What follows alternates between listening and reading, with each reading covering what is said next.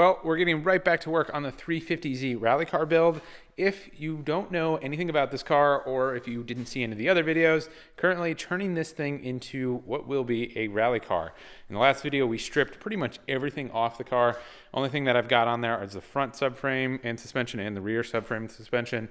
But aside from that, it's pretty much stripped and we can really start diving into it. And the only reason I left those on so I can 3D scan it, because the biggest hurdle that we're gonna have with this car is figuring out what to do as far as suspension setup. 350Zs definitely have really limited wheel travel, so that obviously is going to be the biggest thing that we're gonna have to overcome. So that's why I'm gonna be scanning it, trying to figure out what we can do, maybe raise the shock towers, maybe change some of the components around. I don't know yet. I have some ideas, but we're not there yet. Right now though, we have to do a lot of sheet metal removal. I'm gonna start off with removing this bulkhead that's in the engine bay. This really isn't necessary right now, but might as well start with it because it's the easiest to get at, and we can start removing all the spot welds to get this thing out of here. And really just don't need it, and it interferes a lot with doing maintenance or anything with the engine when it's actually in the car. So it's gonna be nice to get that out of the way and should free up a whole bunch of space in there. And then in here, we have a lot of spot welds that we're gonna have to remove. So all the seat rails, so both passenger and driver side, need to come out. And then this entire bulkhead back here, where like the speaker system and the old glove boxes went, that whole thing needs to come out. And then back there, we got the rear shock tower brace. This guy's got to come out. And obviously, lots and lots of spot welds. So it's not going to be super exciting off the bat, but it has to be done to get into all the interesting stuff coming on the build. Once I get all of this done though, then we can move on to getting rid of the seam sealer, and then we can remove the sound deadening inside of the car. In the future videos, it's definitely going to get a lot more exciting, because the next thing we're going to do is 3D scan the inside, so that way we can build out the cage plates for where it's going to go, start building the main hoop, all sorts of fun stuff like that. Really excited for that stuff. Not excited for this stuff, but I got to get it started, and probably better off to just do it rather than rambling about it. So I'm going to find my spot weld cutters and then get to work.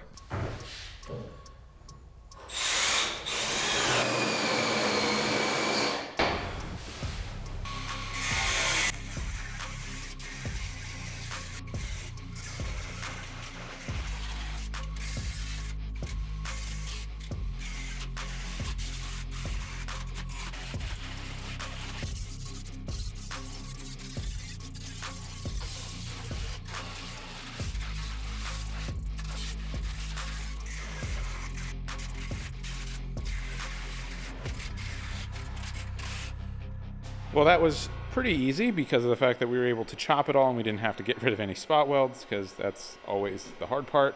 I did decide to leave that flange. I can always get rid of it later, but it just makes the most sense because I would have to come up with something to like wrap the edges and then weld it together to hold these panels together, because I don't want to have to worry about reinforcing areas like this. But as far as like over here and things like that, because I kind of ran into that problem because I got rid of that flange like right here, all of this is going to be strengthened quite a bit. So the shock towers are going to be plated, and then there's going to be bars that tie in to the roll cage, kind of like intrusion bars on a drift car, but go all the way through the bulkhead. And then it's also going to be triangulated going that way. But getting rid of that flange, I think, would be a dumb idea. So we're just going to leave it. You can always get rid of it later once I actually start tackling that area of the car. But for now, we're going to start in here, since that went so quickly. And I think to make this easier, I might start chopping out chunks of it rather than trying to do just the spot welds and get this whole thing out in one piece.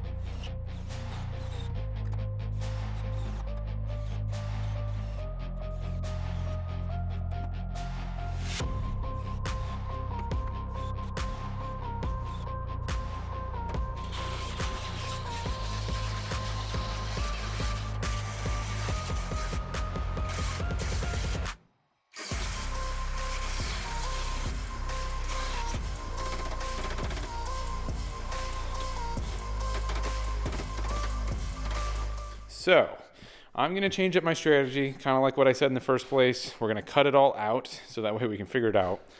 I don't think I can use the angle grinder just because like I really didn't realize how big this thing was. I thought that I was just going to drill out all of these spot welds down here, or at least cut along that edge.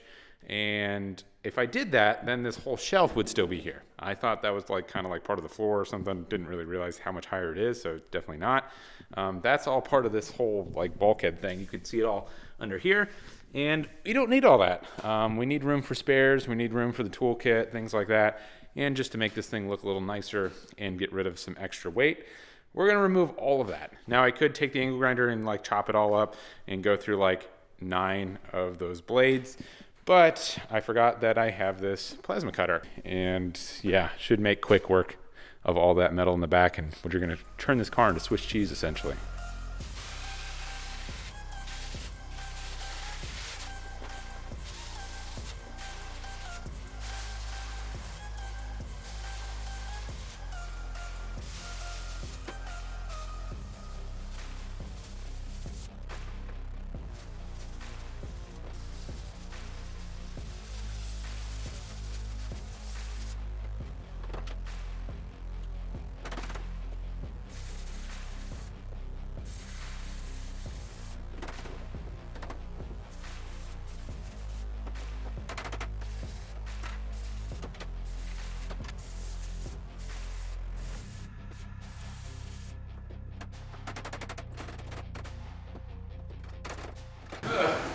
That was not fun.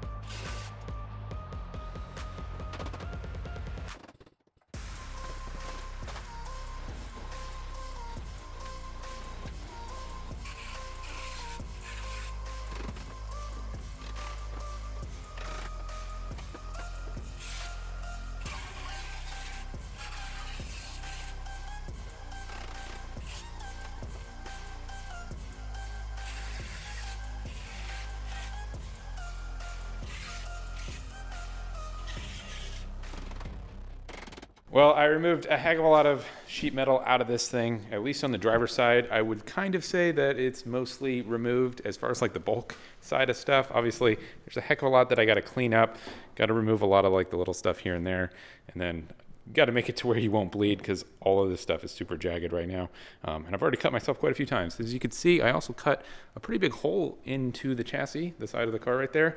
I've noticed that on a lot of track cars and rally cars for 350Zs, they gut that area. So you can see that's the side, obviously completely ungutted right now, but we got to do it to over there. Inside of there, there's these big, pretty beefy brackets. There's 3 of them in there, and they probably weigh half a pound to a pound each. So getting rid of them and that whole side section probably cut out 3-4 pounds. So it will make a significant difference once I get all of it out. It was a fair bit of work, but we really don't have to worry about how much sheet metal we cut out, because the car is going to be extremely stiff once we get the whole roll cage in there, which is going to tie into the chassis in a minimum of 8 different points. But I do like to try to put a little bit more effort into the cage, so that way it's touching in a whole bunch of the random body panels, so that way you can weld it in there. So that way when you do get rid of all this excess sheet metal, you really don't have to worry about it twisting apart, because the roll cage is holding it together. And I look like I just climbed out of a coal mine. That's using the plasma cutter. That thing's pretty nasty, especially in tight spots. But to get all those brackets out of there, I honestly don't know how else I would have done it, and it made it a breeze. It probably took 5-10 seconds per bracket to cut them out with the plasma cutter, so it was super worth it. And then just need to go back, clean up everything with a flat disc, but I'll probably wait till the very end to do that, at least once I get the bulk of the sheet metal out and start doing that in small sections.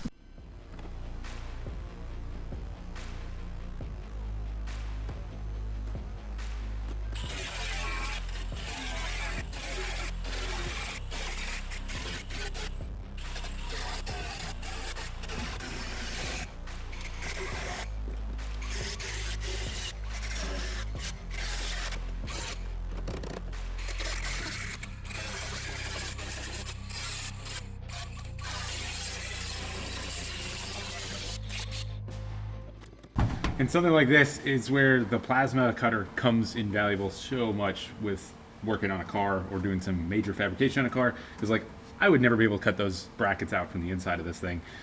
Using an angle grinder, using an air saw, you could probably get in there, but it would take forever. So we'll just do it real quick, demonstrate how well it works.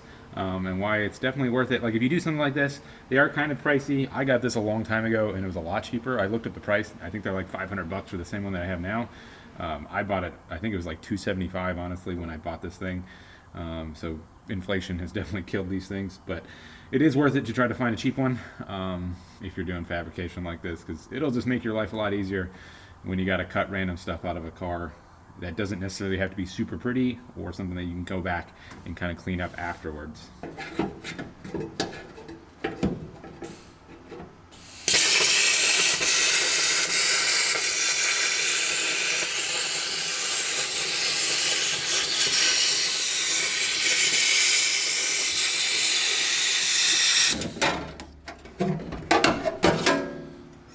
That's super quick, which is really nice. And you can kind of follow the contour of the body lines on the outside too, which is nice. You just have to be careful not to point it out, or you're going to burn a hole right through the sheet metal on the outside of the car, and that means a lot of body work that you're going to have to do. So don't do that, and I'm going to try not to do that.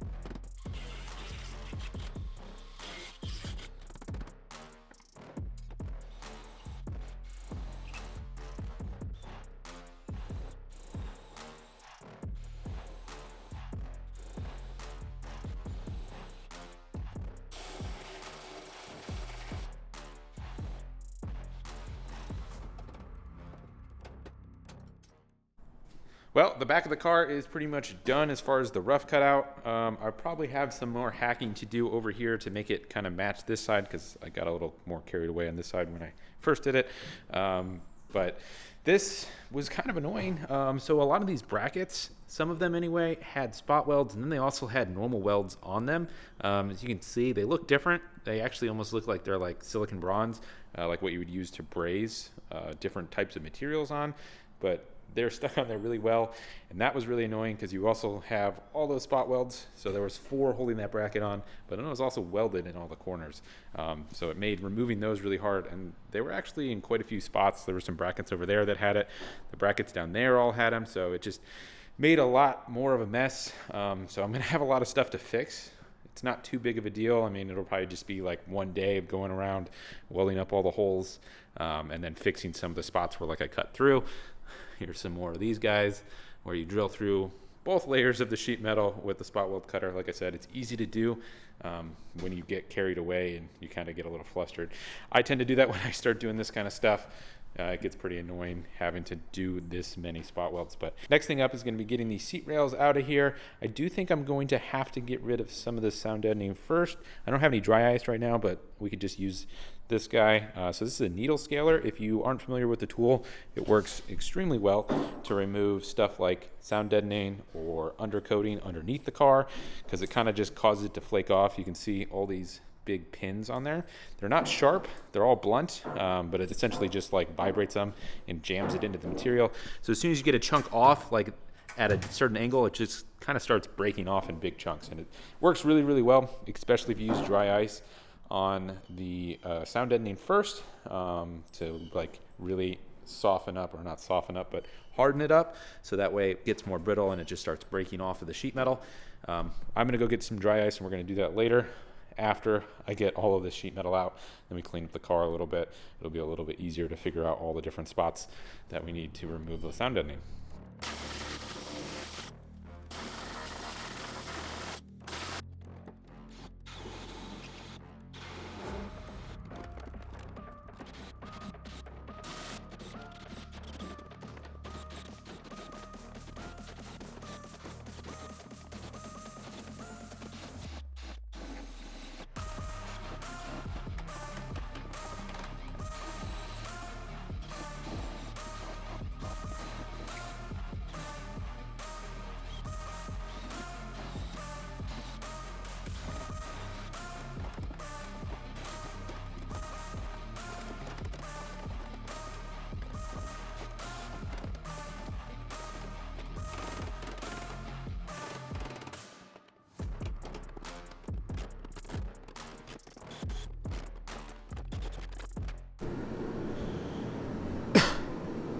Alrighty. So yeah, those guys are out, came out fine. I'm gonna switch over to a time-lapse mode, and we're just gonna knock out the other side because it's exactly the same.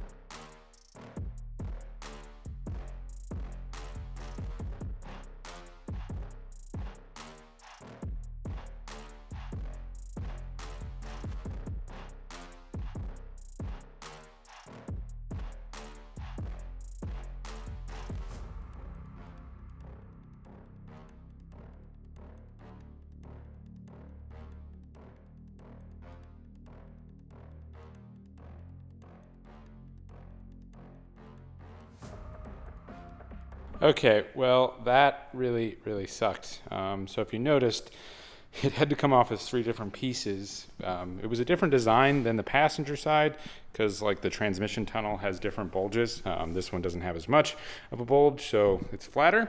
But this back bracket, like look at how many spot welds they put in this thing. That was all of the spot welds in that thing. It's just insane. So I don't know if maybe they had an issue with these things in the past and they just really didn't want the seat mount to come out, but finally got it out. That took a lot, and I put a bunch of holes in the floor because I just got really fed up messing with that. So we're gonna have a lot of work to do because of all the holes. So yeah, you can see it. Definitely, floor took a beating in quite a few spots down here. Luckily, I mean, it's not really a big deal, and a lot of it, like I said, you really can just weld that, turn the welder down, and you can just kind of bridge it, grind it smooth, and it looks fine. You won't even see any of that, but I am gonna go through and cover all the holes in the floor pan and the firewall. I had water come in quite a few times on different rallies, and at times, like if you do a water splash and it comes in with some force, it's pretty insane. I have one video where it just literally comes up and it just explodes all over the inside of the cabin. And it took so long to clean it. I never got a hold of the mud out of my helmet.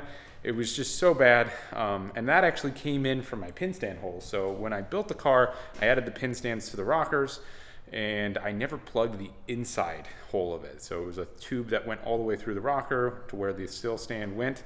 And yeah, that was a big 1.5 inch inner diameter hole that just launched water into it. And then water came in also from the transmission tunnel because the shifter wasn't sealed well. So having good water sealing is super, super important for a rally car. It's easy to overlook, and especially if you're rushing the build for your first car or something like that. But the first time you do a wet rally and water just starts coming in everywhere, you'll definitely realize that you should have spent a little bit more time sealing up the car. Anyway, next step is going to be to clean out some of this stuff. I'll probably vacuum it just to make it a little bit easier, so that way we can start stripping all the sound deadening out of this thing. All right, so we're finally ready to start the extremely fun process of removing all of this sound deadening crap out of the car. I just went and picked up all the dry ice that we need. Hopefully it's enough. I got like 28, 30 pounds. One trick that you can do, you see I got a Ziploc bag. If you're doing something like this, fill up the Ziploc bag, because like for the floor and things like that, you can literally just rest the dry ice on it, and that's enough to get it cold. But for the vertical surfaces and stuff, that really isn't possible. So if you fill up a bag with the dry ice, you can also mix in some isopropyl alcohol in there. It kind of makes it a lot colder. It's almost more like liquid nitrogen. And you can just hold it against the side, or you can even tape it against the side and just work in sections. That way you don't waste the dry ice. If you just lay it everywhere, it does its job really quickly, so you don't really have to just leave it on there forever. But yeah, it's a good tip for the vertical surfaces. We'll see how well it works on this chassis. Like I said, where it blends in with the seam sealer, that stuff, it just never wants to come off, so you typically end up either burning it out, warming it up, and then scraping it out, or like using a wire wheel to get it out. But I'm gonna stop rambling and get to work.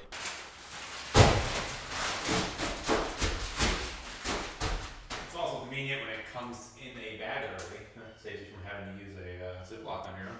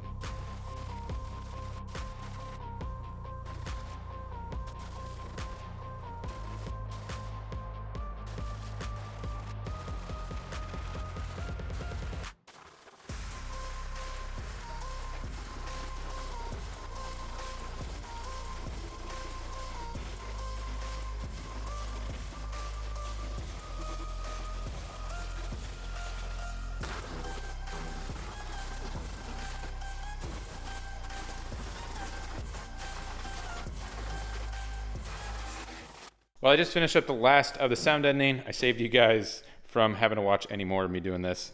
It's pretty boring stuff, and it honestly really sucks to do too. So now I got to clean it all up, figure out where I need to probably hit a few areas with the needle scaler, and then we're going to have a whole bunch of cleanup to do.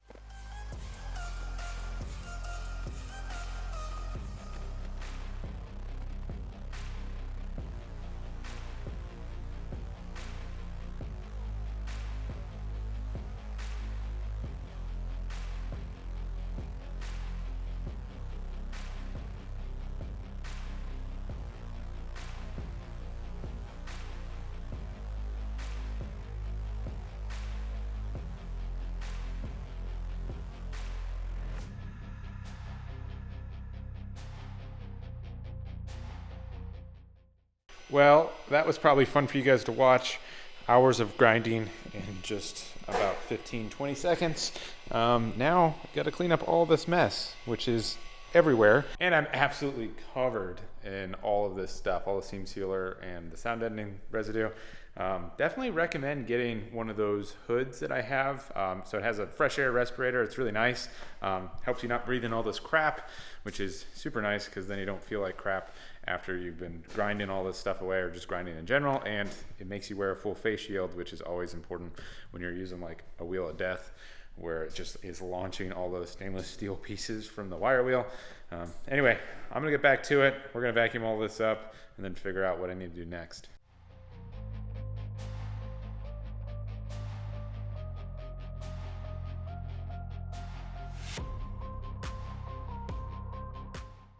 Well, the inside is definitely looking like it's ready to start some fab work, that's for sure.